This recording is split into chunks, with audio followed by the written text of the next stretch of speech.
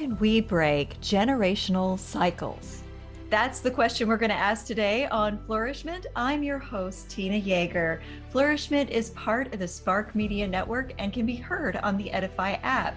Today, we have with us Gina Birkemeier. She's a licensed professional counselor with a master's in theology and psychology. She also has advanced training in trauma therapies.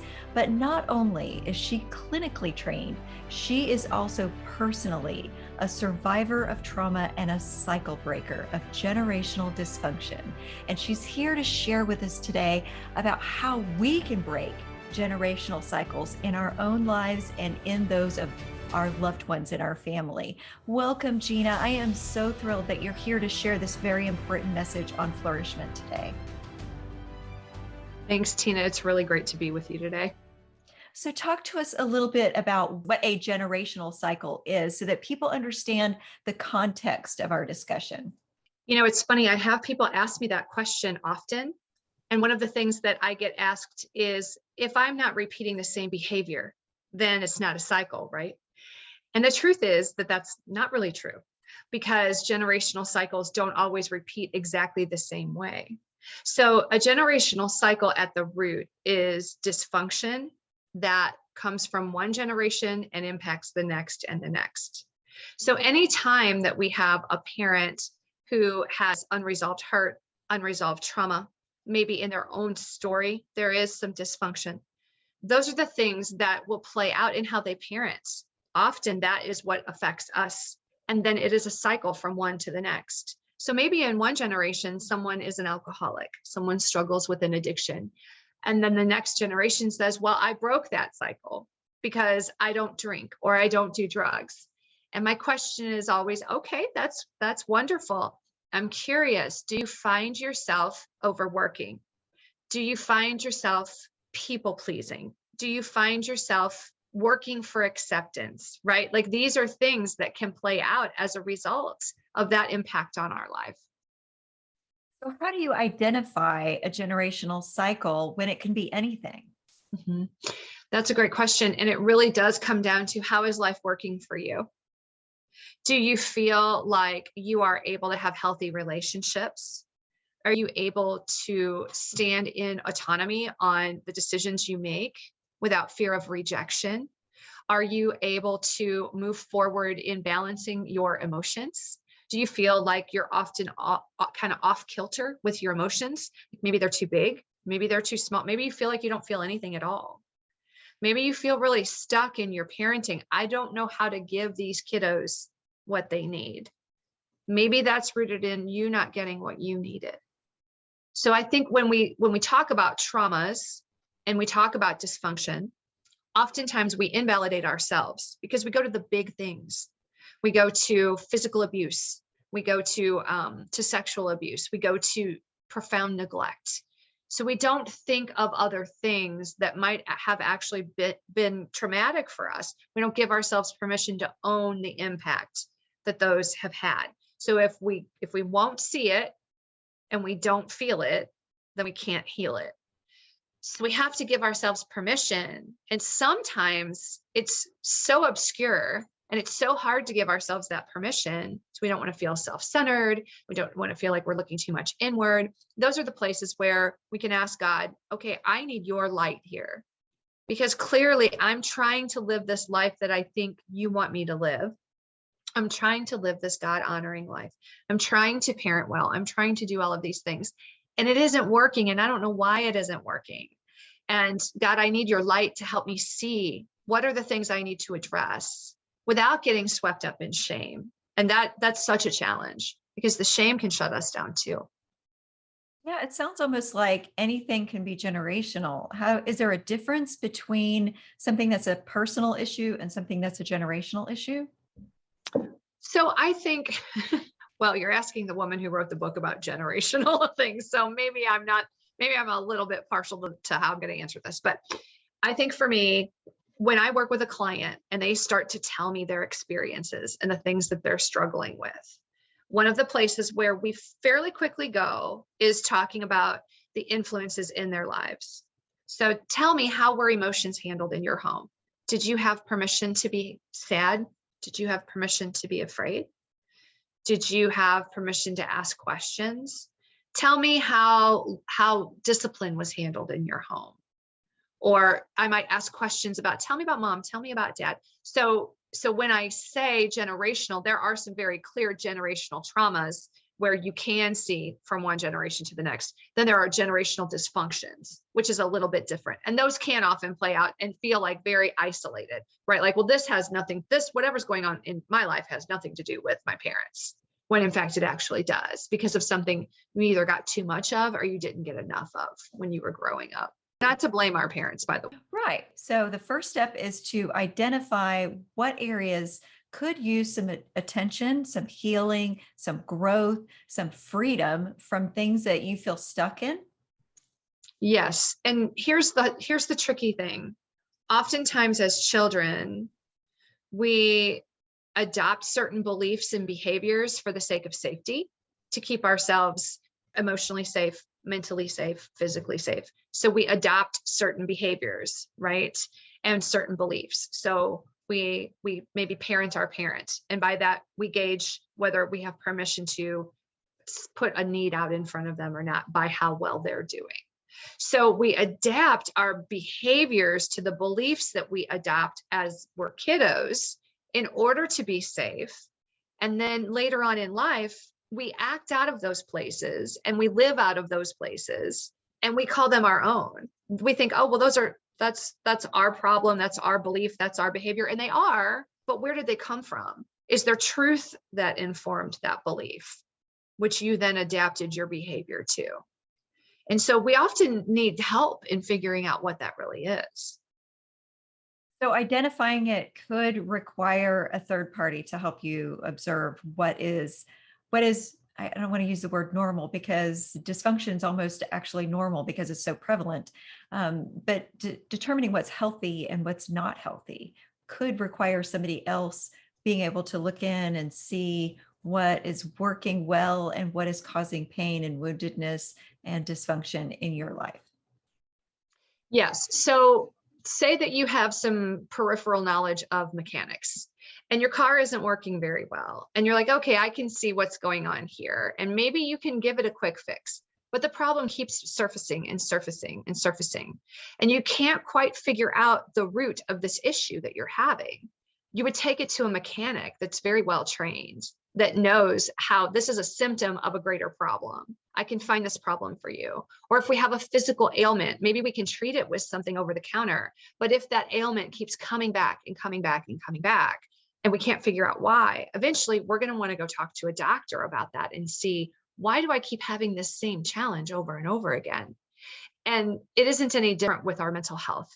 When we keep having the same challenges over and over again with our mental health, and we can maybe try to manage it, and then that becomes exhausting, or maybe the things we're doing to manage it either aren't very healthy or stop working, it's probably a good indication that we want to talk to somebody who's trained and can help us figure it out. So identifying the problem would be the first step, noticing that there are cycles of behavior, becoming more aware of what's going on in your life. We're going to take a quick break. And when we come back, we're going to get into the specifics of how you can begin to break free from these generational cycles once you know that you have them. So let's take a quick break. And in a moment, we'll be right back. Meet the Christian who married faith with true crime, Lori Morrison. Lori is a person of faith, a private investigator, and the producer of the award-winning podcast, The Unlovely Truth, where faith and true crime intersect. Lori and I would like to invite you to join the True Crime Mission Fields program, a life-changing opportunity exclusively joining Christians who have married faith and true crime.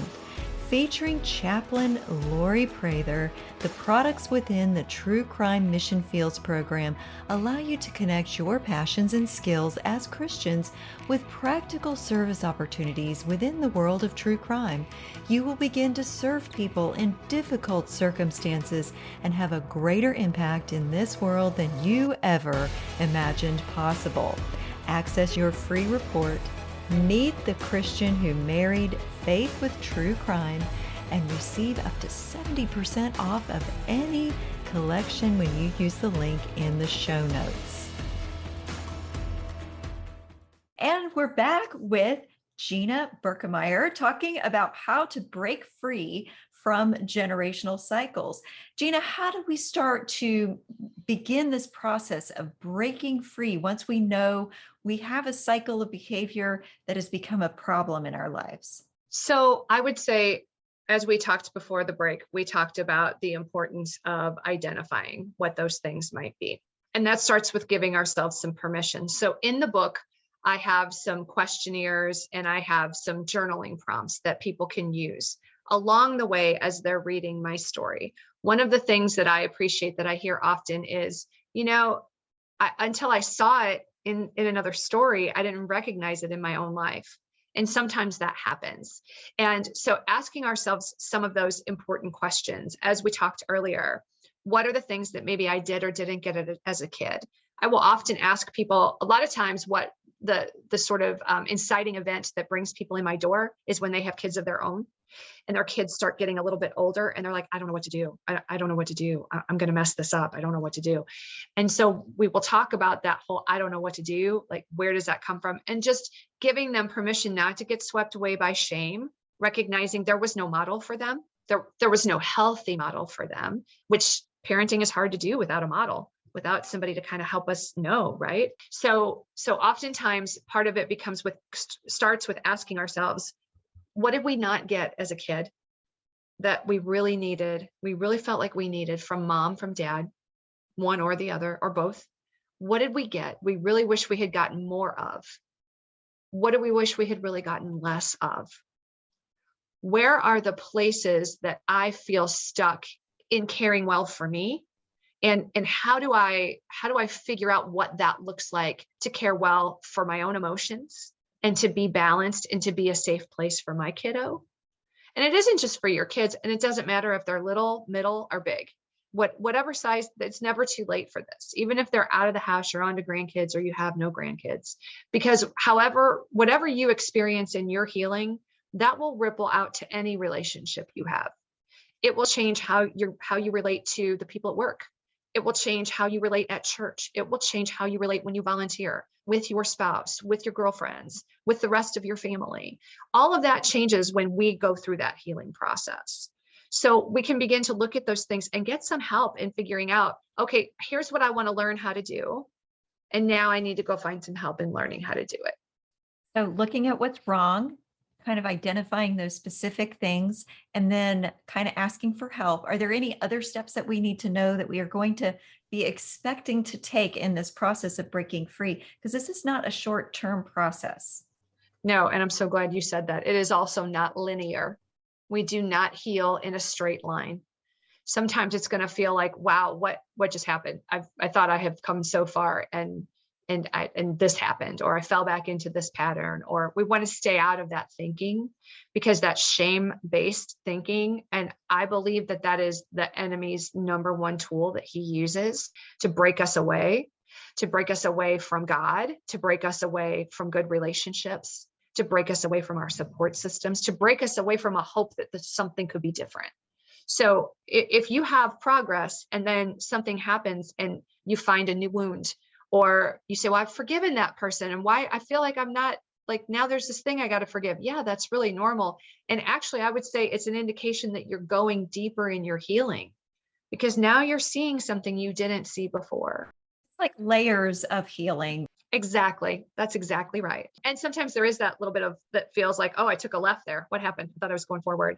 Or wow, that felt like a U-turn, right? I mean, no, we want to stay away from that, trying not to get swept up in shame. Reaching out in our shame, that is a profound way to break the voice of shame.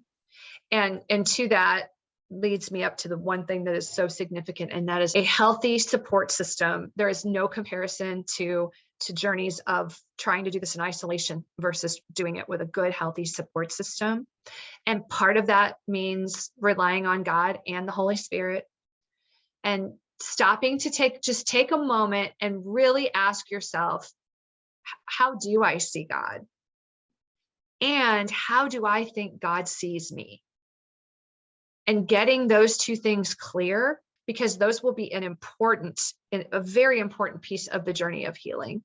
I think the therapy is really important. We can't always come at it from what I call the top down. So that front, early, younger part of our brain that develops last, which is where so much of our cognition and our executive function comes from. A lot of what happens that's traumatic sits far back in the brain, in the younger parts of the brain. And that is why it is so important to have a therapist that recognizes that, a faith-informed trauma therapist who says, you know what, we've talked about as long as we can talk, we need to look at some other modalities of therapy here that can help us kind of go from the bottom, that sort of brainstem, older part of the areas of the brain, and work in those places. In God's infinite wisdom, he did not design us with a trauma box in our brain because he knows that does not belong in us. That is not meant to be a part of our story. It is not meant to be a part of our life. So there is no trauma box, which is a beautiful thing. The unfortunate thing is that trauma then just sort of bounces around looking for somewhere to settle and looking for somewhere to go. And often that manifests in the body. So someone might not have memories of things that have happened, but their body does. There's actually a book called The Body Keeps the Score. And that's a lot of what that book is about, how the body will hold on to some of these things. So having a therapist that can help you release that is really important. That is really good advice. And it's good for people to know that they shouldn't be ashamed if they see that it seems to be resurfacing. It may actually be an indication of progress instead of an indication of lack of progress. Yes, that's true sometimes. Yes. So you can expect to go through this and get layers and layers of healing as you're working with a therapist. And you mentioned other modalities that may be helpful. Does that include checking to see where your body is registering trauma? And what does that look like? Because that might be scary to people who don't know what that is. Yeah. Have you ever been in a place, maybe you've not, but I have clients and myself, I have experiences where I've been in a place that I've never been before physically, like maybe it's a restaurant or something, and a smell will hit you or a sound will hit you or just the ambiance of the place. And you feel something in your body, like maybe your pulse quickens or suddenly you feel a little anxious, or maybe it's positive. Maybe you feel excited. Maybe it's, I don't know, but you will say, gosh, I feel anxious. I don't know why I feel anxious. Those are the kind of things that I'm talking about. Like when you feel things and you think, I have no reason to feel this way right now. Or, wow, my shoulders are up around my ears as I'm having this conversation with this person. Why is that? I feel like my chest is really tight. Why is that? I'm breathing really shallow right now. Why is that? And so recognizing that your body might have a reaction long before your thinking mind does.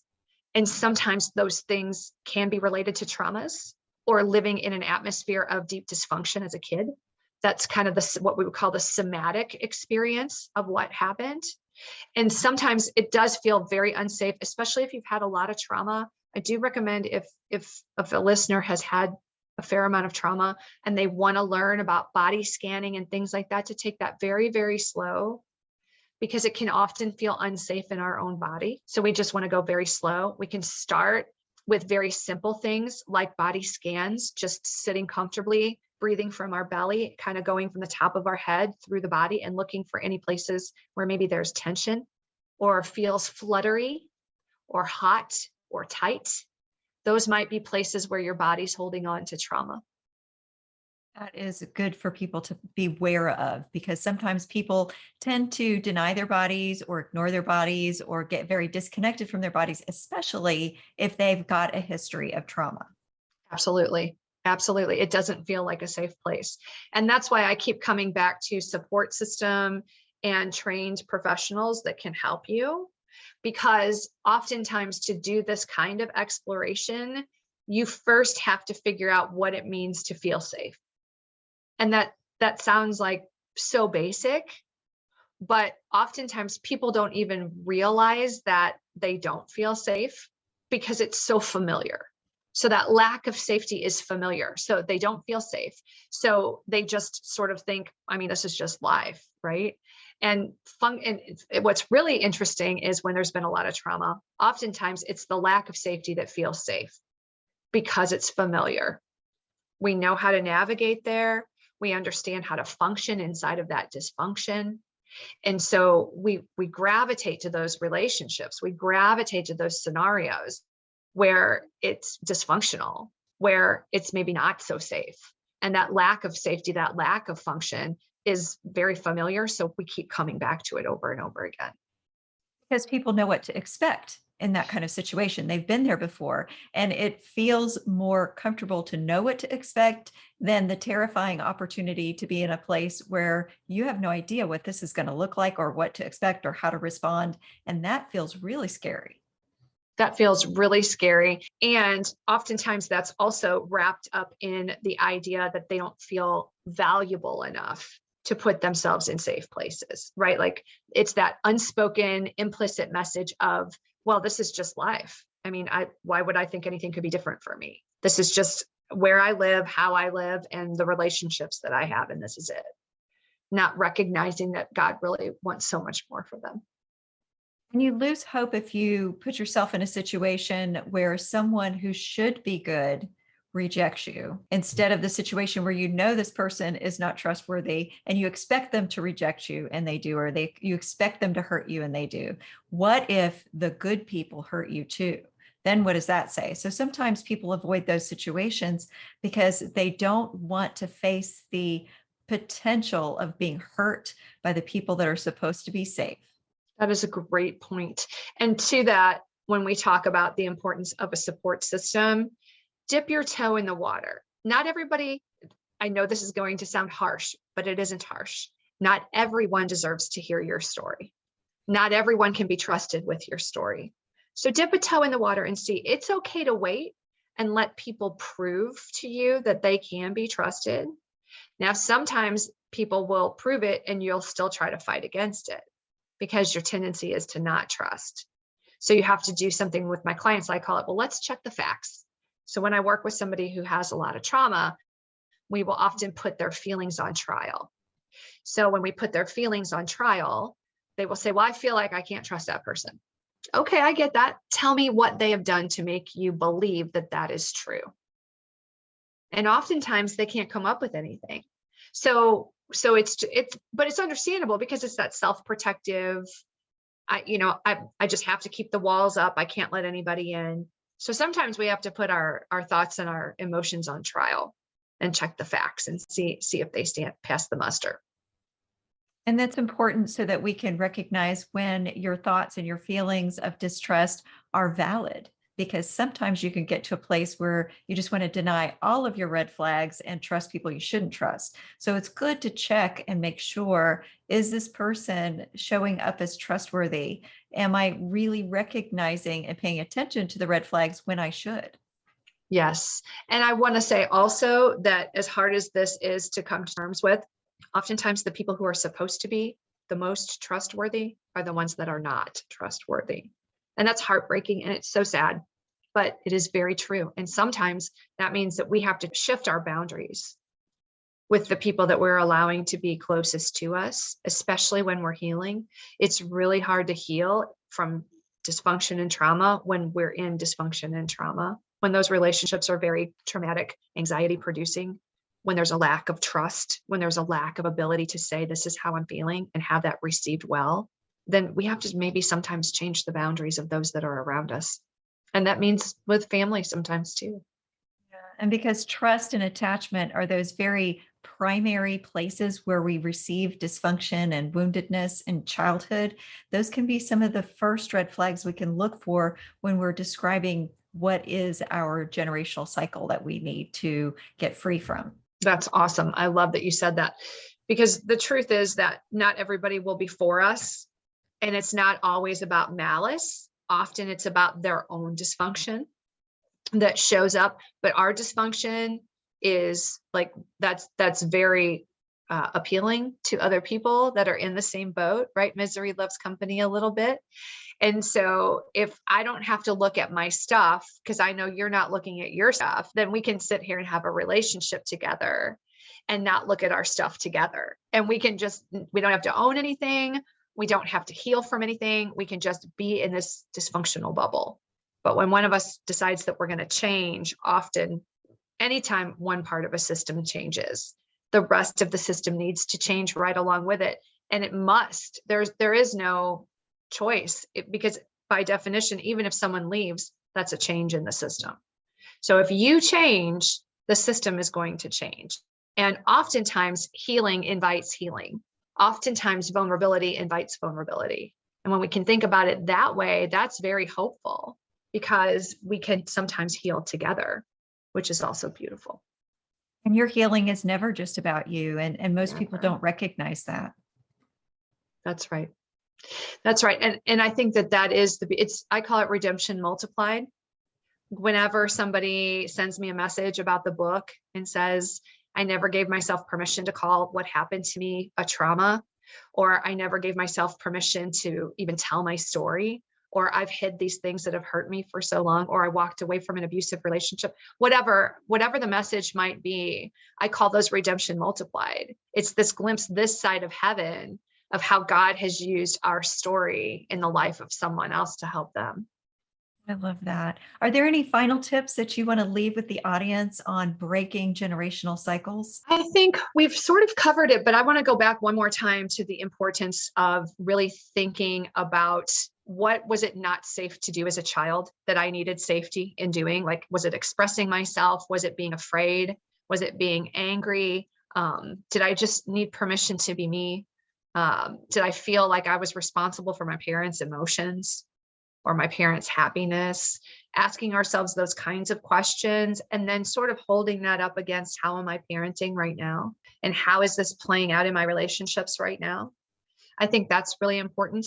I think the whole idea of noticing, we talked a lot about noticing patterns, noticing feelings in our body, noticing when relationships are not working. The trick with noticing is to stay out of judgment. Because if we start judging ourselves while we're doing the noticing, then we feel shame and we get swept away by a shame storm. And then we don't come back to the noticing.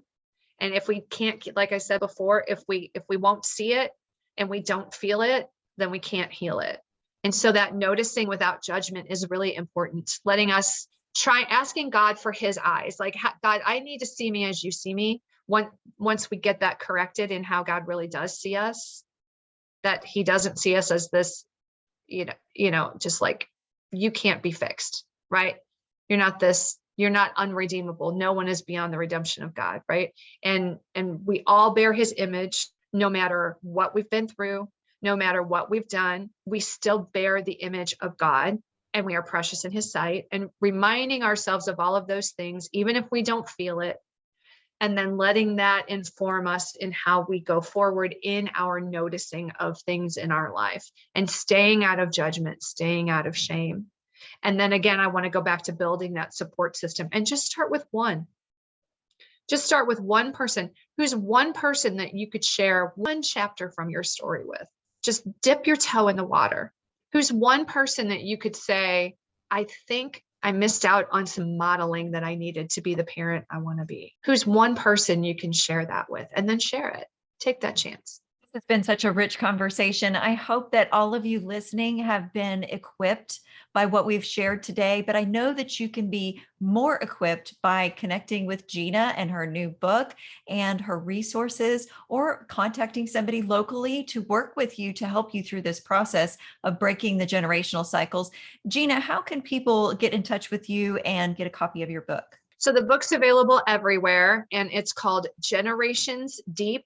And the full title, which tells you all about the book, is Generations Deep: Unmasking Inherited Dysfunction and Trauma to Rewrite Our Stories Through Faith and Therapy.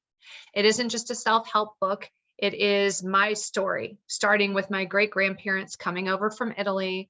We go to my great-grandparents all the way through me, through my story, into my family, with my children. And then we talk about therapeutic modalities. We talk about how that works in line with our faith. And we talk about how we can set ourselves up for corrective experiences that we can pass on to our kids. So that's all in Generations Deep.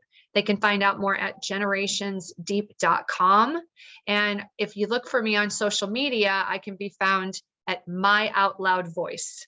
Thank you, Gina. And I hope that all of you will come back for the next episode.